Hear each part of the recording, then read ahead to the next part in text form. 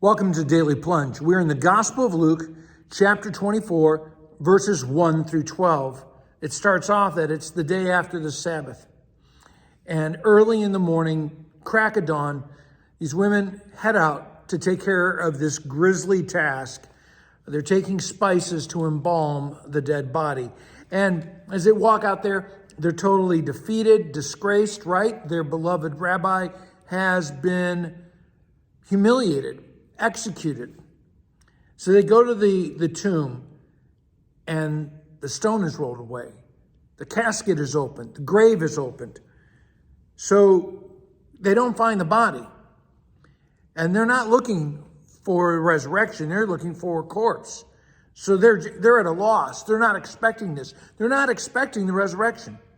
And suddenly, two men, angels, appear. They are powerful. They are literally a lightning bolt standing next to them.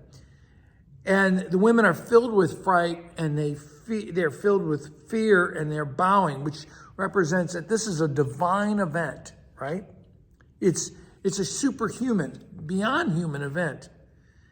And they ask them, why are you looking for the living among the dead? Why do you still have your mind set on death when he told you he wouldn't be here? He told you he would be risen.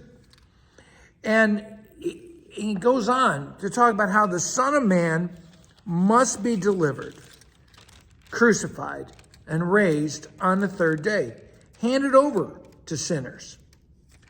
So, and the angels remind them of Jesus' words, right? His word. And they remember, and they believe, and they return from the tomb, and they tell everything to the rest of the apostles and everyone else. But the group doesn't believe them, right? They trust instead the law of death. They trust that more because their hearts are hardened by the sin and the death of this world.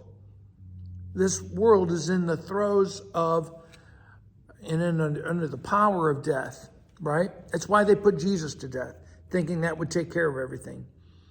And so in verse 12, we hear how Peter, however, gets up and runs. He's going to check out whether this nonsense from these women is true. And he gets there, and there are strips of linen lying on the side. What does that mean? It means the body's gone. And he goes away wondering and marveling at what he has seen. The tragedy of their Messiah, the tragedy of the man who came in the way of God's kingdom, who was rejected by the people, rejected by the leaders, handed over to the pagans and crucified. I mean, that whole thing is a disaster. It's a tragedy. And they have been sunk into total defeat and disgrace along with Jesus. But now, everything's turned upside down. And this tragedy has been turned into a victory. And the very thing that they used to humiliate Jesus now is going to become his throne of grace. And that is the good news of the resurrection. Thanks, friends. Have a blessed day.